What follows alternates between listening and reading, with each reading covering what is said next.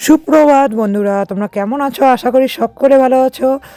তোমাদের আশীর্বাদে আমরাও খুব ভালো আছি। কোচবিহার জেলার প্রত্যন্ত গ্রাম থেকে আমি দীপিকা ডিকারজি লাইফস্টাইলে আরও একটি সুন্দর ব্লগ নিয়ে চলে আসলাম তোমাদের সামনে। তোমরা দেখতে থাকো ব্লগটি, আশা করি ভালো লাগবে। গ্রামের পরিবেশ, গ্রামের অতি সাধারণ বউরা কীভাবে কাজ করে সেগুলোই তোমাদের সঙ্গে তুলে ধরি। দেখো কীরকম লাগে তোমাদের আমার কাজকর্ম, আমার চলাফেরা। বাড়িতে কিন্তু কাজ হচ্ছে, টুকিটাকি কাজ। ওই যে এর আগে ব্লগেই বলেছি যে একবারে বিল্ডিং বাড়ি করার মতো ক্ষমতা বা সামর্থ্য আমাদের নেই, তার জন্য টুকিটাকি কাজ চলছে। বা এক গাড়ি বালু বা এক গাড়ি বজরি ফেলার মতো আমাদের ক্ষমতা নেই।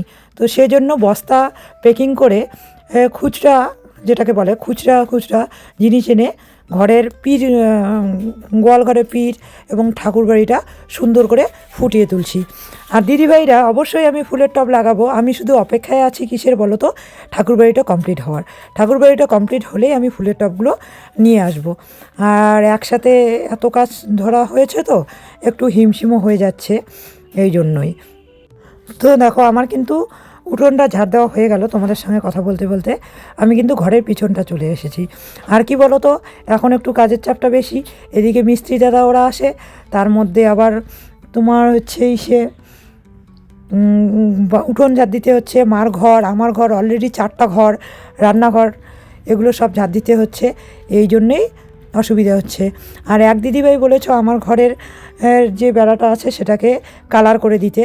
ওটা কাঠের বেড়া, তো ওটা আগে কাঠটাকে চেঞ্জ করে টিন লাগাতে হবে, তারপরে কালার করতে হবে। আর এই যে এখনও কাঠের বেড়াটা কালার করে কোনো লাভ হবে না, ওদিকে হাওয়াই ঢোকে, টিনই লাগাতে হবে। শুভ সকাল বন্ধুরা, সকাল সকাল স্নান সেরে পুজো দিয়ে এই তো চায়ের ঘরে চলে আসলাম। অলরেডি একবার চা করা হয়ে গেছিলো, চাটাকে ঢেকে রেখেছিলাম। তো দাদা ওরা আসে নাই, মিস্ত্রি দাদা ওরা আসেনি, তো এই জন্য আমিও আর চা খাইনি। তো এখন চাটাকে করে খাবো সবাই মিলে একসাথে। তো দেখতে থাকো ব্লগটা, অবশ্যই ভালো লাগবে। দেখো চাটা কিন্তু কি সুন্দর স্বর বেঁধেছে, গরুর দুধের চা তো।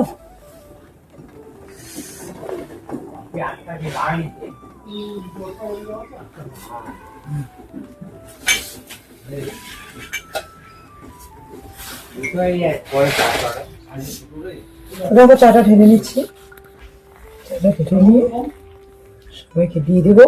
আমিও চা খাবো, ঠান্ডা লেগেছে প্রচন্ড।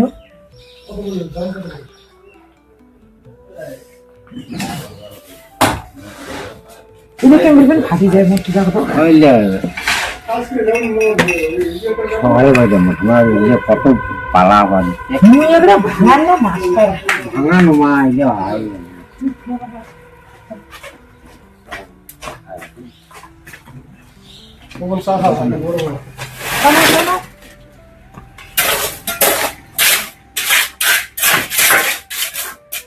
আচ্ছা আজ গরু লেগে করেছি না দাদা, বাড়ি আপনাদের ফেসলা করে নিবে গরু চাওয়ার জন্য। গরুর বাইরে আমরা এদিনে চলি যাবে, অল্প ভাই করে নিলে নিয়ে একটা অসম্ভূতের সিঁড়ি বানিয়ে দিয়েছে। ওটাই হচ্ছে সিঁড়ি ছোট, মোর মাঠ পুষতে খায়। বিস্কুট নে, অনেকের খাবো বিস্কুট নিলে তোমরাই খাও। এই সিমেন্টটা দিয়ে সাদা কেন মনে হয় কি সিমেন্টটা সাদা দাম? ও সিমেন্ট শুকালে সাদা হয়ে যায়।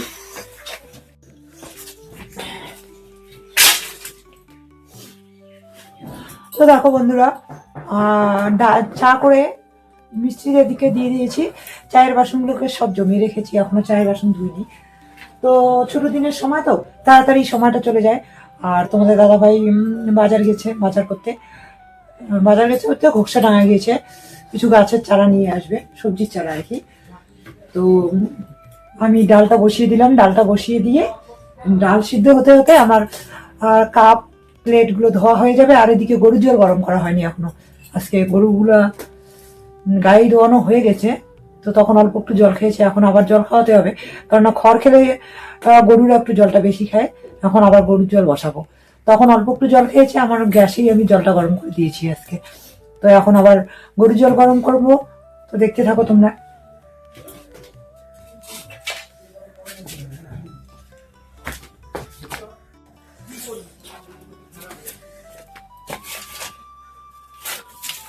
কি বলতো, ঠান্ডার দিনে না একদম কাজ আগায় না, মানে হাতে কাজই আসে না।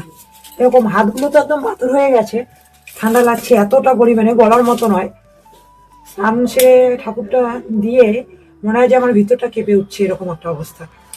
তো তারপরেও আবার কি বলতো, যদি একটু অলসামি করে বা অলস হয়ে যাই, একটু ঢিলা দেই, পরে আবার সময় পাবো না, এই জন্য আর সময় নেই, তাড়াহুড়ো করে কাজগুলো কমপ্লিট করে নিই। এদিকে গরুর জল বসিয়ে দিলাম, ডাল তো বসিয়েই দিলাম, তোমরা দেখতেই পারলে। ডাল হতে থাক, আমি এদিকে গরুর জলটা গরম করে নিই। গরুর জলটা গরম করে নিয়ে ওই গরুকে জল দেবো।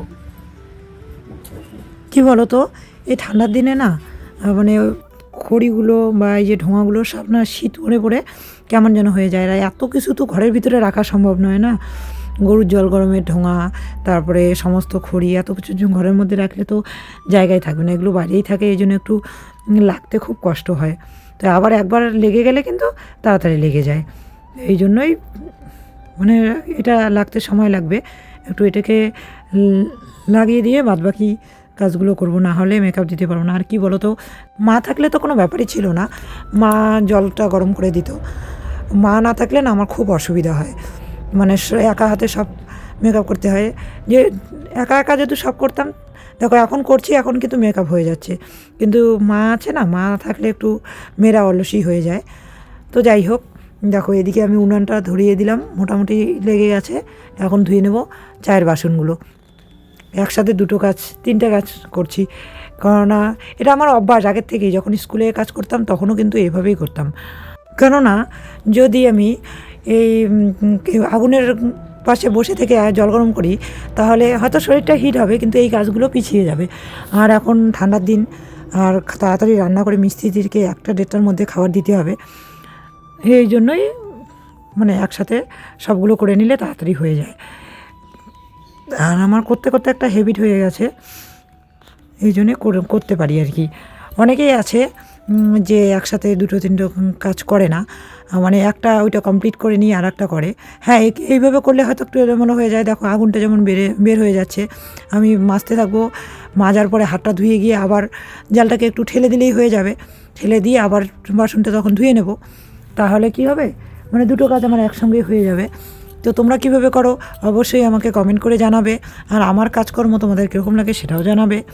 তো দেখো হাতটা ধুয়ে নিয়ে কিন্তু আমি জালটা ঠেলতে চলে গেলাম, জালটা ঠিক করে দিলাম, দিয়ে আবার বাসনটা ধুয়ে নেব। এদিকে দেখো মিস্ত্রি জল লাগে, এদিকে মিস্ত্রি মোটরটা এরকম হয়েছে কি বলবো, মানে মোটর লাগালেই মনে হয় কলগুলো নষ্ট হয়ে যায়। নতুন করে কল বসানো হয়েছে, তারপরেও না কলের যে কী অসুবিধা, জলটা কিছুক্ষণ পর পর শুকিয়ে যায়, আর শুকিয়ে গেলে আবার মোটরের জল বেরোয় না, তখন আবার কলের জল তুলে তারপরে মোটরের জলটা বের করতে হয়, এই একটা অসুবিধা। মানে যতবারই কল ঠিক করা হচ্ছে না কেন, এই মোটরের জন্যই মনে হয় কলটা ঠিক থাকে না। আর মোটর একবার ইউজ করতে করতে না আর এখন কল পাম্প দিতে ইচ্ছা করে না। তো দেখো ওইদিকে বাসন টাসন সব ধুয়ে রান্নাঘরে চলে আসলাম, এদিকে কিন্তু আমার ডাল সিদ্ধ হয়ে গেছে। তো ডালটাকে নামিয়ে নেব, নামিয়ে নিয়ে বাদবাকি রান্নাটুকু সেরে নেব। আর এখনও কিন্তু তোমাদের দাদাভাই আসেনি, তো তোমাদের দাদাভাই আসার আগেই আমাকে এগুলো সব করে নিতে হবে। দেখি সময় পেলে আজকে চারা যদি নিয়ে আসে তাহলে সেগুলো লাগাতে হবে। আর যদিও বা আজকে চারা লাগানোর পরিস্থিতি নেই, কেননা যেন এত ঠান্ডা, এত হাওয়া, মানে জমিতে গিয়ে থাকাই যাবে না, এরকম একটা পরিস্থিতি। দেখা যাক কী হয়। আর কি বলো তো, আজকে সেরকম কিছু রান্না হবে না, কেননা যে মিস্ত্রির সঙ্গে যে আছে হেল্পার, ও মাংস খায় না, আর যেটা যে সে মাছ খায় না, এরকম একটা পরিস্থিতি। তো এই জন্য ডাল ঘন্ট ভাজা এরকমই কিছু একটা করব। আবার যখন তোমাদের দাদাও এখনও বাজার থেকে আসেনি, বুঝতেও পারছি না কী রান্না করব, এই জন্যই ডালটা বসিয়ে দিলাম। ডালটা তো লাগবেই মিস্ত্রি থাকলে। আর তোমাদের ওইদিকে হয়তো বা শহরে মিস্ত্রিদেরকে টিফিন দেয়, বা অনেকেই আছে মিস্ত্রিকে বাড়িতে খাওয়ায় না, ওই টাকাটা ধরিয়ে দেয় যাতে বাজারে কিছু খেয়ে আসতে পারে। কিন্তু এটা না আমার ভালো লাগে না, এখানেও করে অনেকেই এভাবে, কিন্তু আমার এটা ভালো লাগে না। কেন বলো তো, সবসময় তো আর লোকজন থাকে না, না, আর মিস্ত্রি খাবে কতটুকুই আর খাবে, কত আর খরচ হবে, সবসময় তো আমরাই খাই। 2-4 জনকে রান্না করে খাওয়ালেও কিন্তু ভালো লাগে, মনটা একটুখানি চাপ হয় কিন্তু ভালো লাগে মনটা। তো এই জন্যেই আর আমাদের বাড়িতে যত লেবারই কাজ করে না কেন আমরা খাওয়াই। মানে এই যে জমিতে যে ধান নিয়ে আসা হয় বা জমিতে যখন কাজ লাগে বেশি বেশি করে কাজ, তখন সব কিছুই আমরা লেবার যে নেই, সকালে চা চিড়া, তারপরে গ্রামের মানুষ তো একটু চিড়া মুড়িটা খেতে ভালোবাসে, চা চিড়া এগুলো দিতে হয়। আবার মনে করো দুপুরবেলা খাওয়ার, সন্ধ্যাবেলা কিন্তু যাওয়ার আগে আবার চা করে দিতে হয়। তো এত কিছু তোমাদের সঙ্গে শেয়ারই করা হয় না, তো এই জন্যেই বললাম আর কি তোমাদেরকে, এগুলো হয় আর কি গ্রামের দিকে। আর দেখো ঘন্ট বসিয়ে দিয়েছি, ভাজাটা করে ফেলেছি, তো ঘন্টতে ধনেপাতা দিয়ে দিচ্ছি, ঘন্টটা নামিয়ে নেব। এখনও তোমাদের দাদাভাই আসেনি, আসলে যদি ডিম টিম নিয়ে আসে তাহলে ভাজা করে দিয়ে দেবো। আবার জিজ্ঞাসা করতে হবে ওরা ডিম খায় কি খায় না। যেটা হেড মিস্ত্রি আছে ওই দাদা তো সবই কিছু সব খায়, কিন্তু হেল্পারটাই সমস্যা। তো দেখা যাক। এখনও কিন্তু ছেলে বাড়িতে আসেনি, ছেলের রেজাল্ট বাড়িতে চলে এসেছে। তো ও আসুক, ওর সামনেই ওকে নিয়ে বসে তোমাদেরকে অবশ্যই রেজাল্টটা তোমাদের সঙ্গে শেয়ার করব। হ্যাঁ, রেজাল্ট মোটামুটি ভালোই করেছে, A+, এরকমই পেয়েছে। তো অবশ্যই তোমাদের সঙ্গে শেয়ার করব। কিন্তু একটা সাবজেক্টে একটু কম হয়েছে, এটা সাবজেক্ট ঠিক নয়, এটা আর্ট। তো এই ব্যাপারটা একটু খাতা না দেখলে আমি বুঝতে পারছি না, কারণ ওকে আমি এক্সট্রা করে আর্ট শিখাই। তো তার মধ্যে যে আর্টের দিদিভাই আছে উনিও বলছে যে এত কম নাম্বার পাওয়ার নয়, তুমি একটু দেখো খাতাটা কেন কমে গেছে। তো দেখবো অবশ্যই, এই আর্টটার জন্য একটু সমস্যা আছে। তো তারপরেও আমি কালকে অবশ্যই কালকে ছেলেকে আনতে যাবে, আজকে ঠান্ডার জন্য যাওয়া হয়নি, বাইকে নিয়ে আসলে ওর ঠান্ডা লেগে যাবে। তো ছেলে আসলে তবে ছেলের সঙ্গেই তোমাদের সঙ্গে আমি শেয়ার করব যে আমার ছেলে কোন সাবজেক্টে কত পেয়েছে এবং কীরকম রেজাল্ট করেছে। রেজাল্ট ভালো করেছে মোটামুটি। তো যাই হোক, দেখো রান্না কিন্তু শেষ। তো দেখো জমিটা যেটা ফাঁকা রাখা হয়েছে ওইটার জন্য এনেছে দেখি গো বাঁধাকপি, বাঁধাকপির চারা বড় বড়, এখানে হচ্ছে ফুলকপির চারা, ব্রোকলি। এইটাই তো, তাহলে দিদি ঠিকই বলছে, ব্রোকলি আর হচ্ছে লঙ্কার চারা, বেগুনের চারা পাও নাই।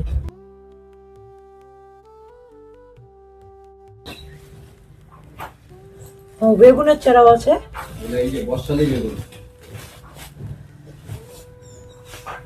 তো যাই হোক, আজকে আর লাগানো হবে না, ওরা মিস্ত্রি দাদা ওরা আছে, তো ওদের সঙ্গেই থাকতে হবে বাড়িতেই। কালকে এটা সকাল সকাল লাগিয়ে দেবো। আজকে এটা আমরা একটা ছায়ায় বা কলের পরে জল জল জায়গায় একটু রাখবো, পরে এটাকে লাগাবো কালকে। ছেলেকে আনতে যেতে হবে আজকে, এই জন্য আর এটা লাগানো হবে না। এখন কি উঠে ভিডিও করো? হ্যাঁ, খাওয়া দাওয়া কেমন? খাওয়া দাওয়া খুব ভালো, আজকে কিন্তু নিরামিষ। নিরামিষ আইটেম ভালো।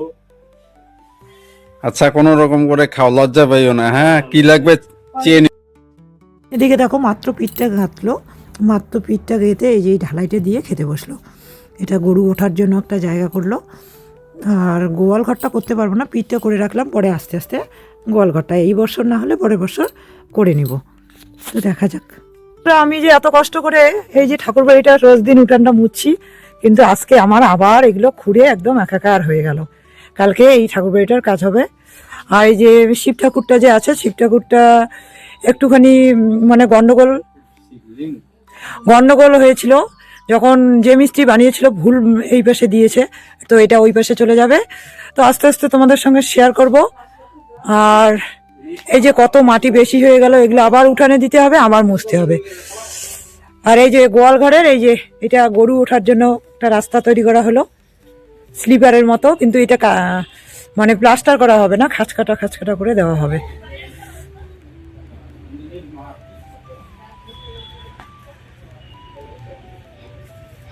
তুমি যদি পাও তো এইদিকে দেখো একটা দিদিভাই এসে গেছে, আর্ট করছে, পোলাপান সব, আয়ুষ, বমি, নন্দিনী আর হচ্ছে বনি, কিন্তু কে নাই বলো তো, ধৃজা নাই আর হচ্ছে নীলাদ্রি নেই।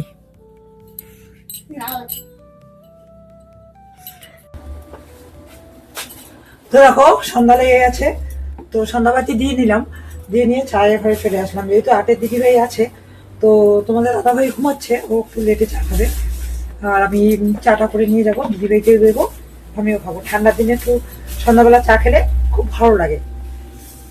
তার মধ্যে কি বলবো, এখন চা খেতে খেতে একটা অভ্যাসে পরিণত হয়ে গেছে না, যার জন্য চাটা খেলে মাথাটা একটু সন্ধ্যাবেলা মানে ফ্রেশ ফ্রেশ লাগে, একটা মাইন্ডটা একটু ফ্রেশ হয়ে যায়, এই কি আর কিছুই না।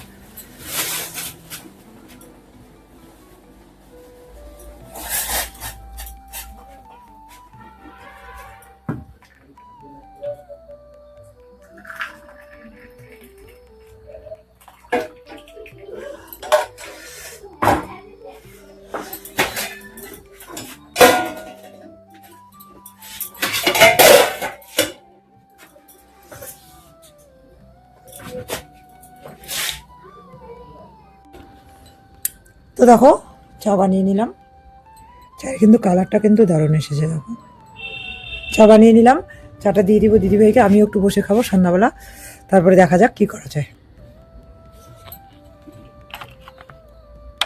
এই দোকান রুটি আর খাওয়ার দোকান এই তো থাকলাম,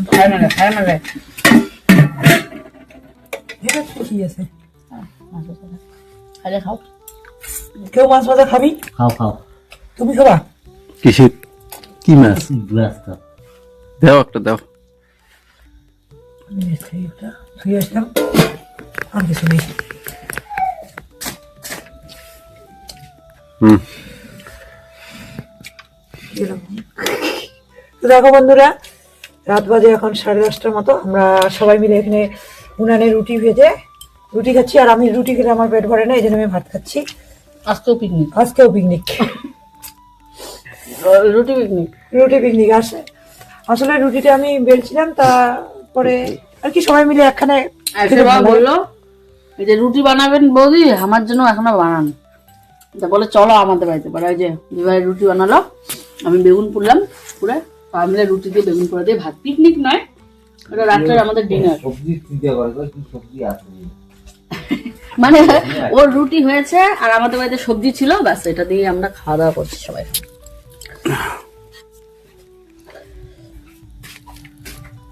আরো কিছু বলবা? না, আমি এখানেই শেষ করে দেবো। তো ঠিক আছে, অনেক রাত হয়ে গেছে, তো আমরাও খাওয়া দাওয়া করে নেই। তো আর আজকের ব্লগটা এই পর্যন্তই। তোমরা সকলে সুস্থ থেকো, ভালো থেকো, শুভরাত্রি।